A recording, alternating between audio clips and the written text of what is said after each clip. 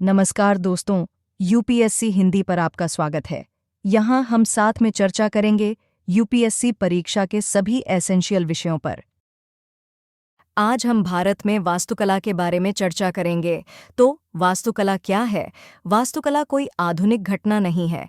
इसकी शुरुआत तब हुई जब प्रारंभिक गुफावासी ने रहने के लिए अपना आश्रय बनाना शुरू किया। भारतीय वास्तुकला देश के विभिन्न हिस्सों और क्षेत्रों में विभिन्न चरणों में विकसित हुई।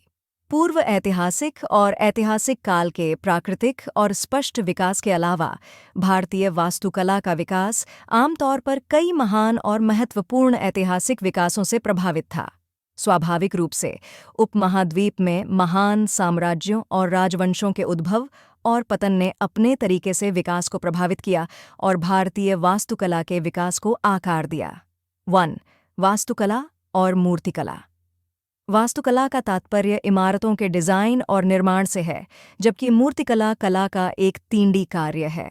वास्तुकला में विभिन्न प्रकार की सामग्रियों का उपयोग किया जाता है, जैसे पत्थर, लकड़ी, कांच, धातु आदि, जबकि मूर्तिकला सामग्री के एक टुकड़े से बनी होती है।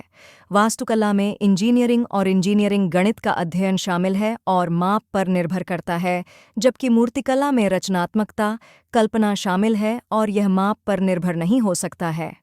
2. भारतीय वास्तुकला का वर्गीकरण। प्राचीन वास्तुकला को इस प्रकार वर्गीकृत किया जा सकता है: हडप्पा कला, मौर्य कला, उत्तर मौर्यकालीन कला, गुप्तकालीन कला, दक्षिण भारत वास्तुकला। 3.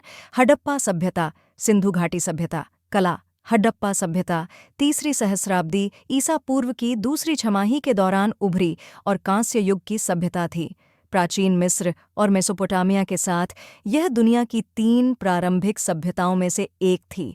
यह एशिया की प्रमुख नदियों में से एक सिंधु नदी और घग्गर हकरा नदी के घाटियों में फली फूली, जो कभी उत्तर पश्चिम भारत और पूर्वी पाकिस्तान से होकर बहती थी। सिंधु घाटी सभ्यता के 2 प्रमुख स्थल सिंधु नदी के किनारे हैं। उत्तर में हड़प्पा और दक्षिण में मोहनजोदारो शहर नागरिक नियोजन के शुरुआती उदाहरणों में से एक को प्रदर्शित करते हैं। जबकि हड़प्पा और मोहनजोदारो पाकिस्तान में स्थित हैं, भारत में खुदाई किए गए महत्वपूर्ण स्थल गुजरात में लोथल और धोलावीरा, हरियाणा में राखीगढ़ी, पंजाब में रोपड़, राजस्थान में कालीबंगन और बालातल आदि हैं। अपने चरम पर सिंधु सभ्यता रही होगी। 5 मिलियन से अधिक की जनसंख्या। 4.